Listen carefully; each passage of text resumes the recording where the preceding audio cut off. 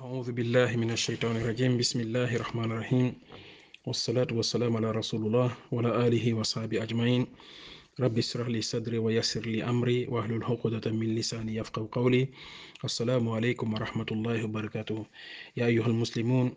Aujourd'hui, Inch'Allah, on va faire un petit focus sur une sourate très courte qu'on a l'habitude de réciter beaucoup dans notre prière, mais une sourate également remplie de renseignements, remplie d'enseignements, et qui est donc rien d'autre que la sourate An-Nasr, la sourate 110. La particularité de cette sourate est que c'est une sourate qui a été descendue en une fois en intégralité.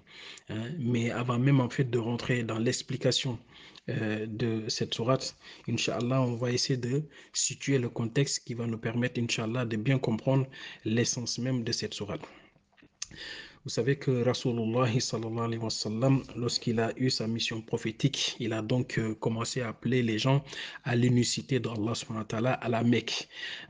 Il a donc commencé à appeler les gens à l'islam, à adorer Allah subhanahu wa ta'ala sans absolument rien l'associer. A donc encouragé, a donc incité, a donc appelé ses frères, sa famille, les Quraysh, sa tribu, a donc à délaisser en fait le shirk, à délaisser les idoles et a donc adoré Allah subhanahu wa ta'ala sans absolument rien lui associer. Donc malgré tout cela, malgré ses efforts, il a donc reçu un retour très très très hostile.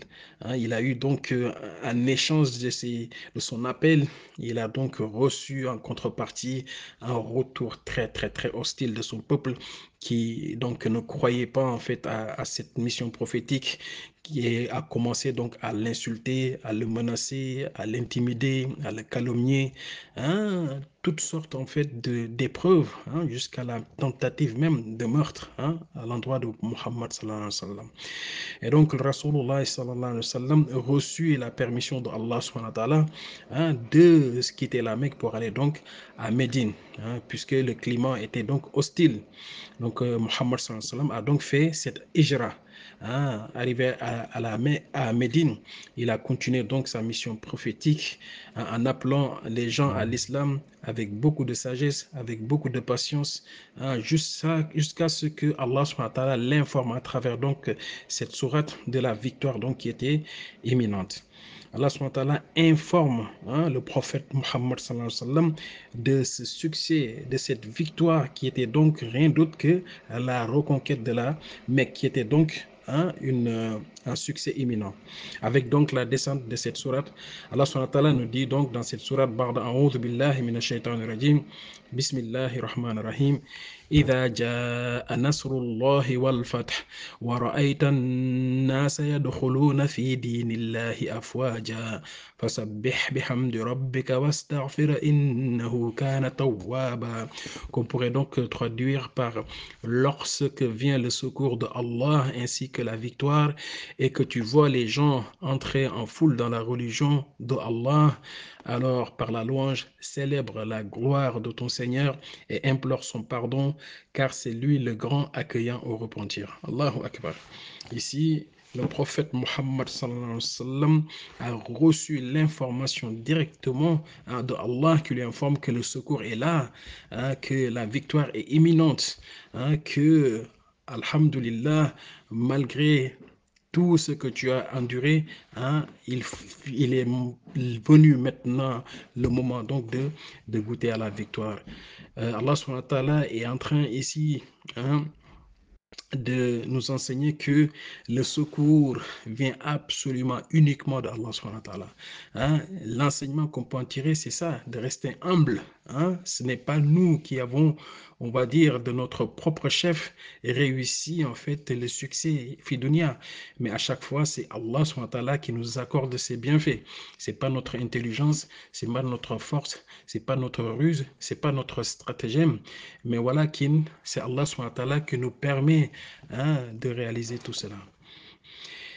Et Muhammad sallallahu alayhi wa sallam, Allah t'informe que les gens vont commencer à rentrer dans la religion de Allah subhanahu wa ta'ala en masse. Ce n'est plus comme avant où les gens, au début de la révélation, les personnes se convertissaient en cachette.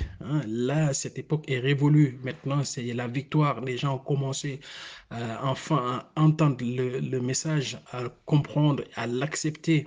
Et ils ont commencé à rentrer en masse dans la religion de Allah subhanahu wa ta'ala. Alhamdulillah.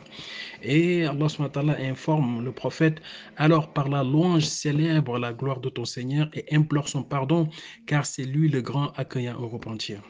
Ici, Allah subhanahu wa ta'ala est en train de dire à notre prophète Muhammad sallallahu alayhi wa sallam que malgré le succès, malgré qu'il y ait donc la victoire, il n'y a pas de notion de triomphalisme, il n'y a pas de notion de célébration, mais plutôt il faut donc s'en remettre à Allah subhanahu wa ta'ala, le glorifier et demander pardon. Allahu Akbar. Ici, chers frères et sœurs, Allah subhanahu wa ta'ala est en train de nous dire que malgré la victoire, malgré les succès, malgré tout ça, il ne faut jamais qu'on oublie en fait de remercier Allah subhanahu wa ta'ala, de savoir que à chaque fois qu'il y a un bienfait qui nous arrive, ça vient de Allah subhanahu wa ta'ala. Et la notion de demande de pardon, la notion de repentir est quelque chose de super important et qui est mis en avant ici. Même dans nos prières qu'on fait quotidiennement, à chaque fois qu'on termine une prière, tout de suite, on demande Astaghfirullah, Astaghfirullah, Astaghfirullah, Allahumma anta salam wa minka salam, tabarak ya dal jalali wal ikram.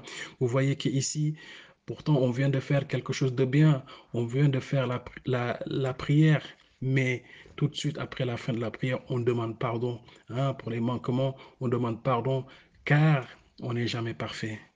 Allahu Akbar. Donc, chers frères et sœurs, Inch'Allah, on va essayer de lister ici, à travers cette sourate, quelques leçons. On va pas pouvoir tous, on va pas pouvoir aborder en fait tous les enseignements, mais Inch'Allah, on va essayer d'en tirer quelques-uns. Le premier enseignement qu'on peut en tirer, c'est quoi? C'est la hijra.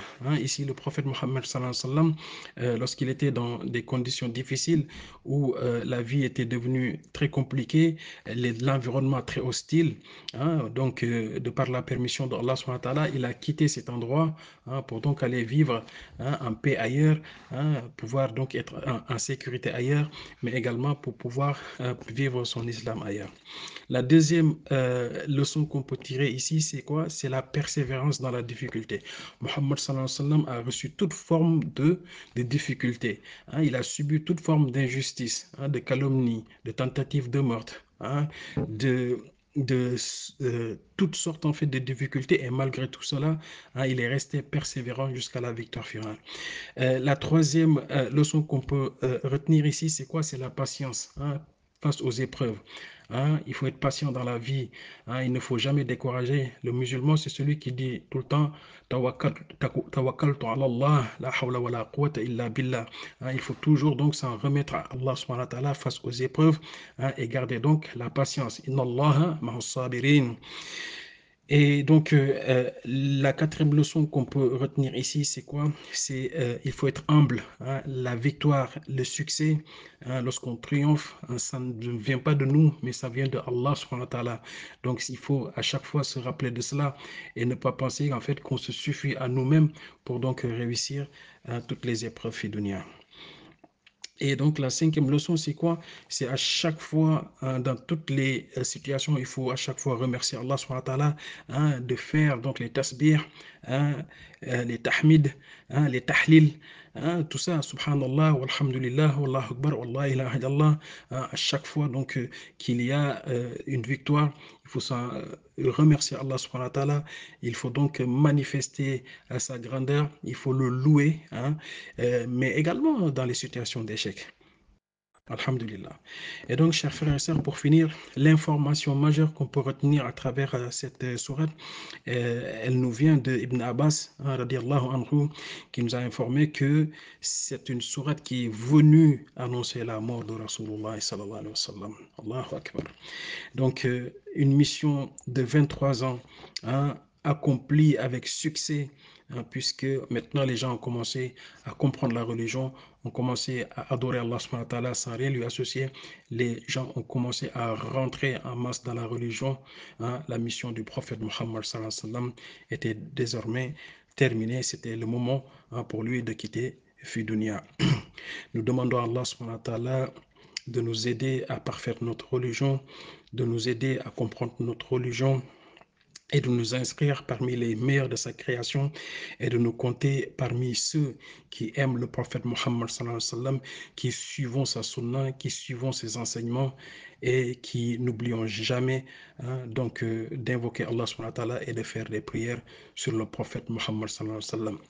وصلى الله وبارك على سيدنا محمد وعلى آله وصحبه أجمعين سبحانك اللهم بحمدك أشهد أن لا إله إلا أنت أستغفرك وأتوب إليك السلام عليكم ورحمة الله وبركاته